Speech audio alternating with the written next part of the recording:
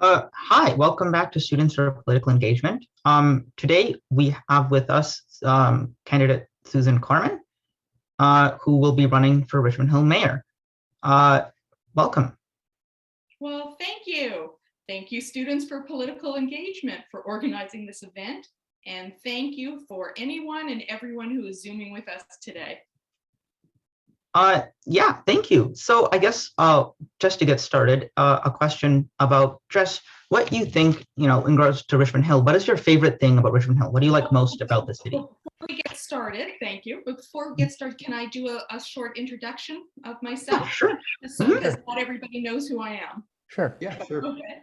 My name is Susan Korman, and I have quietly been involved in politics for over 20 years in Richmond Hill.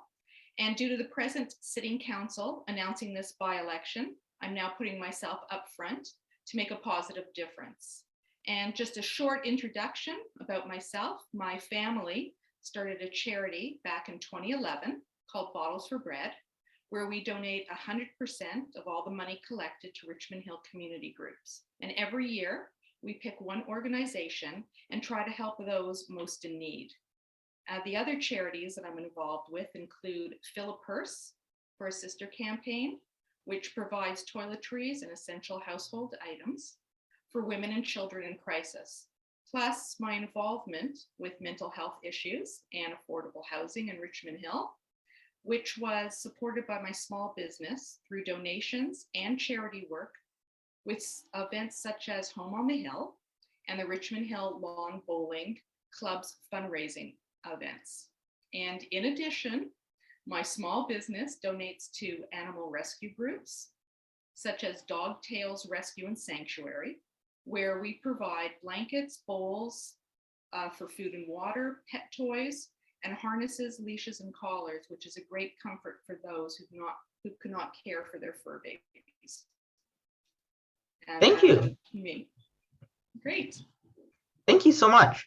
These are obviously really important things to a lot of people in the city. And I guess to get to know even more about you, we're all in the city, and there are many cool things in the city. So we're wondering, what's your favorite thing about Richmond Hill? Well, that's a great question. Richmond Hill has such a large artistic community. Unfortunately, due to the pandemic, many venues have closed, which has led our artistic community to become fragile. But your generation and the next generation of artists are important to embrace and showcase. And this could be done by using the many facilities in Richmond Hill that are not being used to their full potential, such as the Boynton House Art Exhibition Space, the Richmond Hill Heritage Center, our Richmond Hill Sports Hall of Fame, the Richmond Hill Center for Performing Arts, and our City of Richmond Hill's community municipal offices. So our city should encourage and increase awareness of our artistic community through city-funded events, class trips from your school and the many schools in Richmond Hill and the surrounding area. And we should have an updated social media campaign. And this campaign would be a great way for students such as yourself to be personally involved with our community.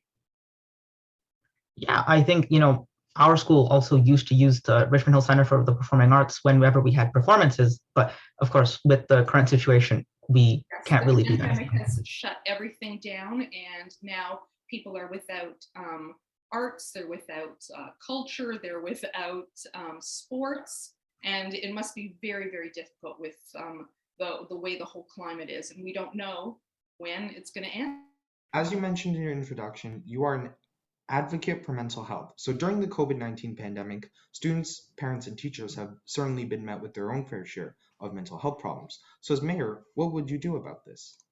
Well, as I was saying, fortunately, mental health has finally been brought to the forefront as a topic to be talked about, and measures have been advanced by the medical institutions to find solutions and help. We have come a long way. But we need more advancements, we need more professionals, and more facilities. Your generation could be the key to push this important issue to find the right solutions. But right now, the answer is financial. More money needs to be set aside for the daily health needs that have been hidden and not deemed important. We need more emergency facilities such as drop-in centers, outpatient clinics, and small long-term facilities. They need to be built, they need to be funded, and they need to be put into commission quickly without the regular political red tape. And this could be done with real leadership, a strong mayor, and community involvement. Thank you. Our next question is that Richmond Hill has ranked last on the Municipality Democracy Index. This index includes how inclusive a democratic institution is, and the results show people feel disconnected from council. So how would you, as mayor, improve the situation? Well, the Municipality Democracy Index was an eye-opener for the present Sitting Council and for the residents of Richmond Hill. Richmond Hill ranked, as you know, 32 out of 32. And Richmond Hill has a dismal public participation and very little diversity. There's no representation. The voter turnout in the 2018 election was only 32%, which means 68% of eligible voters decided to not to vote. So I'm trying to balance the gender count on the mayoral seat. When voted in, I will be the first female mayor of Richmond Hill.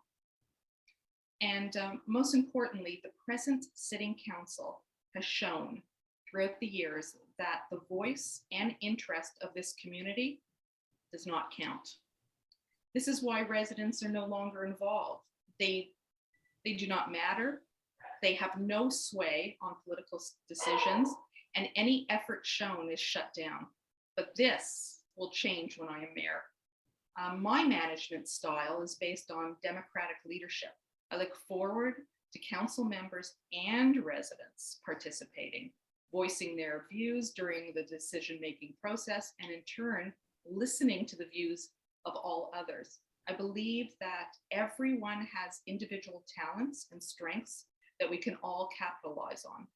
And I feel that by keeping the lines of communication open, this encourages participation, boosts confidence in our democratic process, and strengthens relationships and prioritizes good qualities such as honesty and integrity, which can lead to positive impacts on the morale of those involved, and allowing all the issues that we need to make Richmond Hill better and move forward.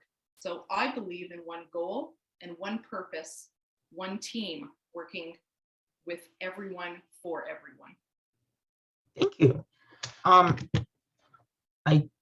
I guess we'll return to Matthew then with his question. Matthew, if you want to ask. Yes. So obviously, you're running for Mayor Richmond Hill. So if elected mayor, what are the issues that you would prioritize and aim to solve? Okay, so another great question. You guys are good. I'm just thinking of the right question, the right answer for you guys. So I'm thinking the top priority as mayor of Richmond Hill would be to tackle the most important issues which we face today, which our present Sitting Council does not deal with, but the pandemic. It's a constant threat worldwide. And I want our present vaccine system updated to allow easier access for those who choose, and they want their first, their second, and or their booster shots to be available. Initiatives such as mobile clinics, better technology of our registration system, daily updates, and the latest information is of the utmost importance. I believe that other top priorities include mental health assistance, affordable housing, which you guys are too young to even get into that, but by the time you get there, we want houses to be affordable, especially in Richmond Hill. We need property and business tax assistance, especially now during the pandemic. And we want affordable and extended transit to connect us quickly to all of York Region and downtown Toronto. And otherwise, if we don't have an updated infrastructure for all of Richmond Hill, nothing could move forward. So these issues can be solved if they are seen as a top priority and with the help of a proper working council, which we don't have right now. I know that my brother wanted to volunteer for a vaccine clinic for the York Region vaccine clinics, but he couldn't really find anywhere to ask to volunteer. So it was a really weird system because the provincial government was asking for volunteers, but there wasn't anywhere to volunteer or find. And I find that the present sitting council does not talk about the vaccination. They don't want to lose any votes. They don't want to talk about the pandemic, and they don't seem to be involved. If we want any information, I actually have to turn on the news and listen to the other mayors of other municipalities, not even ours. Thank you. And on to our final question. Matthew, do you want to? Sure. So our final question is obviously, we are an organization that aims to empower youth to be engaged and interested in politics. And so do you have any advice or anything you want to say to youth that are thinking of getting involved in politics? Well, my advice is to become involved now. And the issues of today may be obsolete 10 years from now. So the changes that you might be looking for will not happen unless you do something about it. So I would say read, scroll, and the algorithms will find you. And you should make friendships that are inspiring and beneficial to your cause. You have to find a cause that is important to you and expose yourself to new experiences that will inspire you. I think you should work on public speaking, get involved in charities like I am, and understand the scope of the influence that you can have. Plus finding like-minded people who will lift you up and help you make a positive difference. And when you can vote, vote, because every vote can single-handedly change the city. And you need to vote for a true leader and make your vote count. Thank you. Yeah, that's really insightful advice. So thank you so much for being here with us. And there were some technical issues, but in the end, we made it work. So thank you so much for being here with us. And I really hope that this was informative for everyone that will watch this. Well, I appreciate you getting in contact with me, and let's see how this election turns out. Of course, I'm going to say vote Susan Korman for mayor, but this, guys, was excellent. And thank you again. Thank you so much as well. Have a good evening. You too. Bye-bye. Bye. Bye. Bye.